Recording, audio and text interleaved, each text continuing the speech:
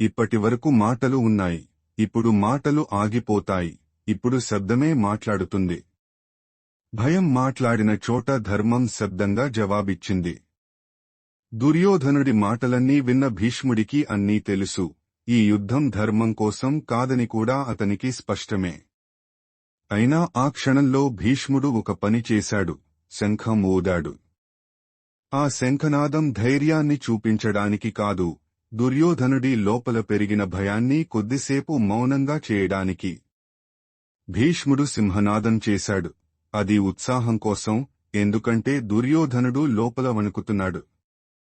ఈ శ్లోకం మనకి ఒక లోతైన సత్యం చెబుతుంది: ధర్మం తెలియని వాళ్లను మాటలు ఎప్పుడూ నిలబెట్టవు. శబ్దం, హంగు, ప్రదర్శన తాత్కాలిక ధైర్యమే ఇస్తాయి. మన జీవితంలో కూడా ఇదే జరుగుతుంది. లోపల భయం ఉన్నప్పుడు మనం శబ్దం పెంచుతాం, గట్టిగా మాట్లాడతాం, ఎక్కువగా చూపిస్తాం. ఇది కాన్ఫిడెన్స్ కాదు, ఇది ఇన్సెక్యూరిటీని దాచే ప్రయత్నం.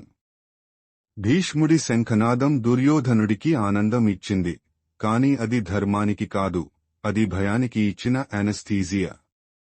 ఈ శ్లోకం మనల్ని ప్రశ్నిస్తుంది: నీవు ఎక్కువ శబ్దం చేస్తున్నప్పుడు అది నిజమైన ధైర్యమా, లేక లోపల ఉన్న భయాన్ని దాచే ప్రయత్నమా?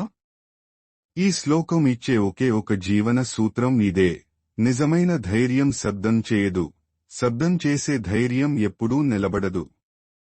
ఇది 12వ శ్లోకం. ఇప్పుడు శబ్దాలు పెరుగుతాయి, రెండు వైపులా శంఖాలు మోగుతాయి. ధర్మాన్ని రక్షిస్తే ధర్మమే మనలను రక్షిస్తుంది. ఇదే సనాతన సత్యం.